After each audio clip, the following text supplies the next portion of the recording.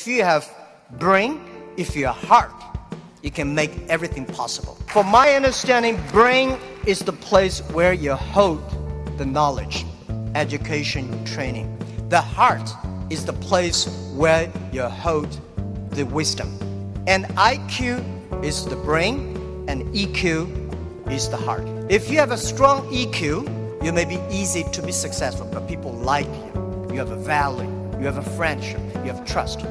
But if you have great IQ, it's very difficult for you to fail quickly. A lot of people easy to get success, but losing very quickly. That's because they don't have enough IQ. When IQ and EQ connected, that means when brain and heart connected, that is the knowledge and wisdom connected, that is called innovation.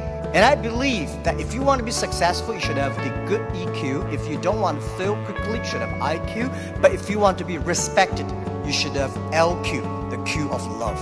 The most precious resource in the world is not oil, it's not gas, it's the human brains.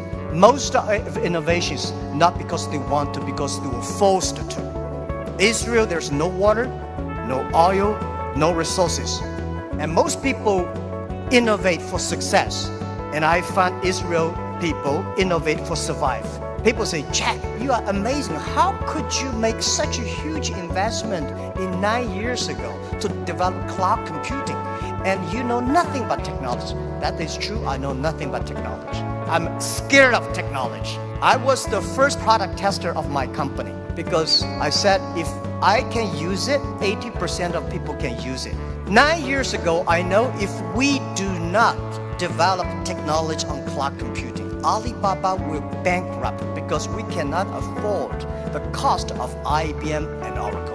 The cost of using this IT too expensive for us. So we have to innovate. We have to design a technology that is simple enough.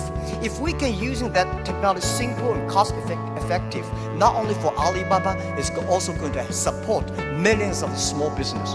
That was forced. And the other thing is that, we have 11/11. November 11 is the largest shopping day of China. Last year, for the first minute of November 11, we had 80 million people came in first and second. With that good technology, our company will bankrupt immediately. We sold more than $24 billion last year for one day. This year, we don't know how much we will sell for one night. It's the technology behind it. So we were forced to do that. And today, a lot of people say, oh, young people have no opportunities. I think that thing I've heard for 40 years. When I was young, I hated Bill Gates because I think Microsoft take all the opportunity. IBM, Oracle, they take all the opportunity. But later I found, when people start to complain, that is the opportunity. Most people keep on complaining. If you can solve the complaining, if you solve the problems, and that is the opportunity.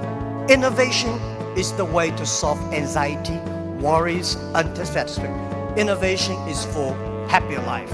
We believe through the innovation, we can grasp the opportunity for success. The first technology revolution released the physical power of human beings. The second technology revolution released the distance. And this is the third technology revolution, release the human brains. We never satisfied with today. And the way to change yourself, to embrace this challenge is called innovation. And I would like to say, who are those kind of innovative people? Who are these kind of people? I would say those innovators, they look like crazy, stupid, lazy, and even liars. When we started Alibaba, I tell the story about I went to Silicon Valley raising funds. I talked to over 30 venture capitalists. They say, crazy. Alibaba, stupid, crazy name.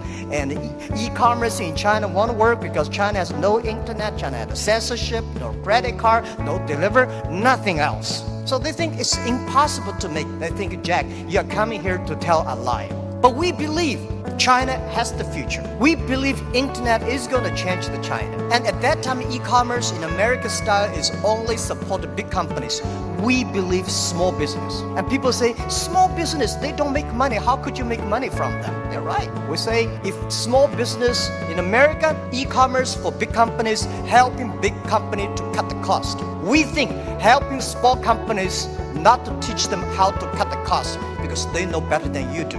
You should help them how to make the money. And washing machine. A lot of things are designed for lazy people. If people don't want to wash, they have a washing machine.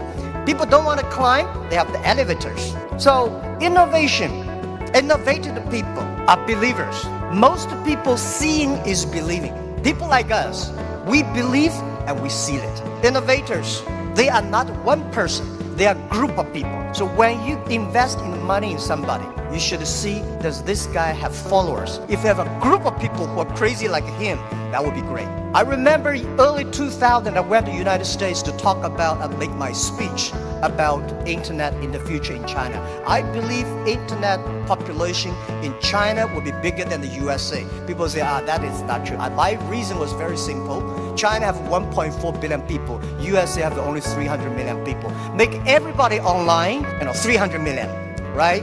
So China has a huge potential for that. One of the guys said, Jack, what you're talking about, internet companies should have values and mission, that is crazy. And I say, sir, please come to my company. So I came to Hangzhou, my company, spent 1 week, and the day he left, he said, Jack, I know you're crazy, but I found 100 people in your companies, they're all crazy. Crazy people don't think they're crazy, they think people outside they're crazy. So, and most of the innovators are not very successful people because successful people, very difficult to change. I never try to convince successful people.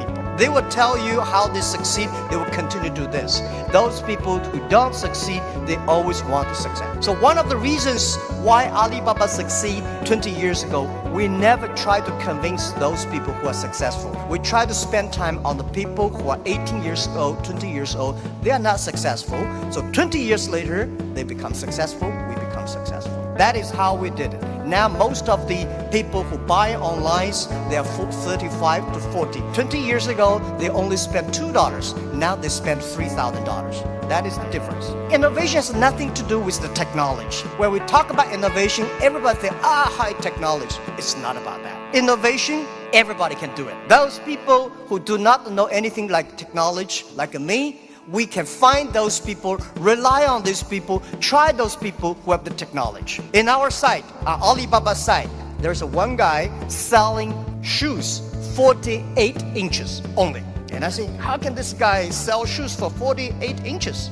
And we find out he's very innovative because people with 48 inches feet, difficult for him to buy shoes in the shops. There's only one on the online. And there are a lot of innovative ways. Those guys design, lazy guys, they watch TV lying on the sofa. So they design a specific glass that you can lie on the sofa, watch on TV. They sell perfectly. And there are also some guys, there are a lot of crazy, interesting ideas. They are all wonderful sellers. And most of the innovations today are only talk. Innovation, they think it's an idea.